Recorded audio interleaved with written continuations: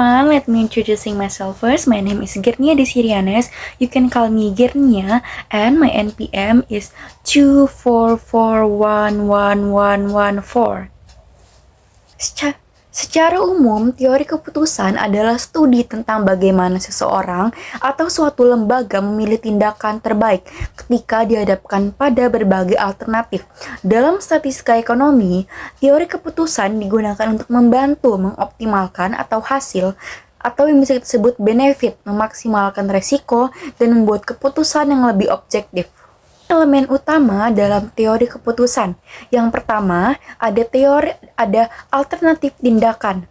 Alternatif tindakan adalah pilihan yang tersedia untuk diambil. Misalnya, yang pertama menaikkan upah minimum atau menahannya. Yang kedua, memilih investasi pada sektor tertentu. Yang ketiga, menentukan kebijakan pelatihan tenaga kerja. Lalu, ada keadaan alam atau state of nature. Merupakan kondisi eksternal yang tidak bisa dikontrol, seperti yang pertama, kondisi ekonomi global, yang kedua, permintaan pasar tenaga kerja, yang ketiga, perubahan teknologi, dan yang keempat adalah inflasi. Itu ada konsekuensi atau outcome. Setiap kombinasi antara alternatif tindakan dan keadaan alam yang menghasilkan suatu konsekuensi. Dalam SDG, konsekuensi dapat berupa yang pertama, peningkatan lapangan pekerjaan. Yang kedua, produktivitas tenaga kerja. Yang ketiga, pertumbuhan ekonomi. Dan yang keempat, tingkat pengangguran. Lalu ada prevensi tujuan keputusan. Dalam konteks SDG, prevensi biasanya bertujuan untuk yang pertama, memaksimalkan terciptanya pekerjaan. Yang kedua, meningkatkan produktivitas. Yang ketiga, menjaga stabilitas ekonomi. Yang keempat, memastikan pertumbuhan ekonomi yang inklusif. SDG mempunyai berbagai target, yaitu yang pertama, pertumbuhan ekonomi yang berkelanjutan. Yang kedua, produktivitas tenaga kerja yang lebih tinggi. Yang ketiga, pengurangan pengangguran. Yang keempat, penyediaan pekerjaan yang layak. Dan yang kelima, dukungan terhadap inovasi dan kewirausahaan. Untuk mencapai target ini diperlukan banyak keputusan berbasis data. Contohnya adalah, yang pertama, menentukan sektor industri yang perlu difokuskan untuk penciptaan kerja. Yang kedua, menganalisis dampak kebijakan upah minimum. Yang ketiga, merumuskan kebijakan yang sesuai kebutuhan pasar tenaga kerja. Lalu ada memilih strategi investasi yang publik yang berpotensi untuk meningkatkan produktivitas. Lalu ada pengambilan keputusan dalam kondisi resiko. Dalam statistika ekonomi, resiko terjadi ketika pengambilan keputusan mengetahui berbagai kemungkinan keadaan di masa depan. Contohnya, probabilitasnya dapat diestimasi. Artinya, data tersedia untuk memarkirkan peluang terjadinya suatu kondisi. Lalu ada kondisi resiko dalam ekonomi.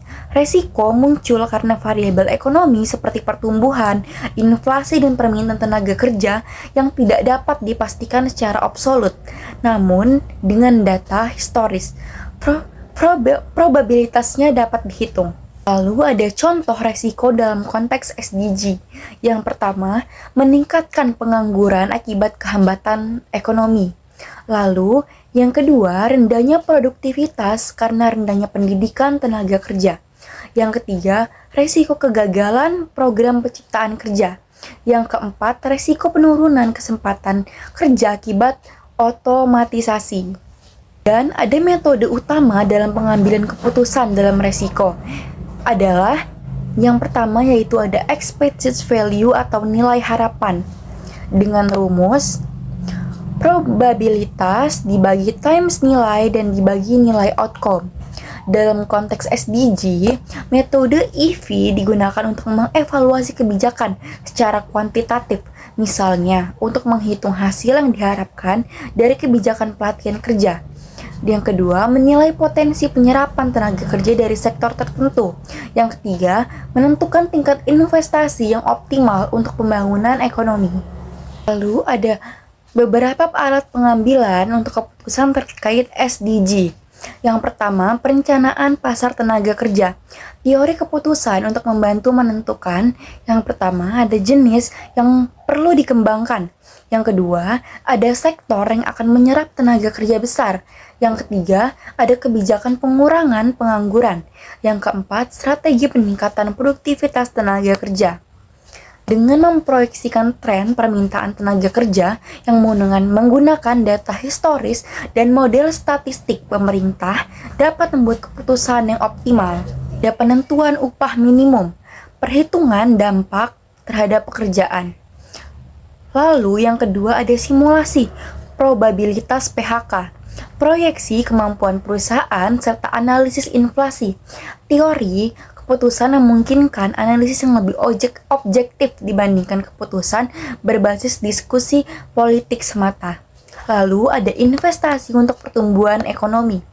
Melalui teori keputusan, pemerintah dapat menggunakan pembangunan infrastruktur, lalu proyek digitalisasi, dan investasi sektor industri. Ada tantangan penerapan teori keputusan untuk SDG. Meskipun teori keputusan sangat berguna, ada beberapa tantangan dalam aplikasinya. Yang pertama, keterbatasan ekonomi. Data tenaga kerja tidak selalu akurat, dan banyaknya juga sektor informal yang sulit dimonitor. Lalu, data UMKM sering tidak terdokumentasi. Tanpa data yang berkualitas, probabilitas sangat sulit dihitung. Ketidakpastian ekonomi global juga menjadi tantangannya. Faktornya seperti pandemi, perang, atau perubahan harga komoditas bisa mengubah hasil keputusan. Lalu ada faktor sosial dan politik. Kadang keputusan ekonomi tidak hanya berbasis data, tetapi juga opini publik dan tekanan publik. Teori keputusan merupakan bagian penting dalam statistika ekonomi yang berfungsi untuk membantu pengambilan kebijakan memilih alternatif dalam kondisi risiko maupun ketidakpastian.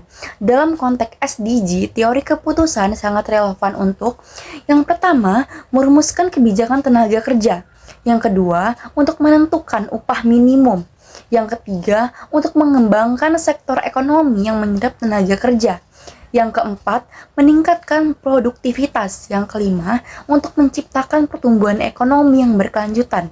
Dengan pendekatan berbasis data dan metode statistik seperti expected value, pohon keputusan serta kriteria ketidakpastian, pengambilan kebijakan dapat membuat keputusan yang lebih rasional, objektif, dan efektif dalam mencapai target teori keputusan. So, that's all the material from me. Thank you.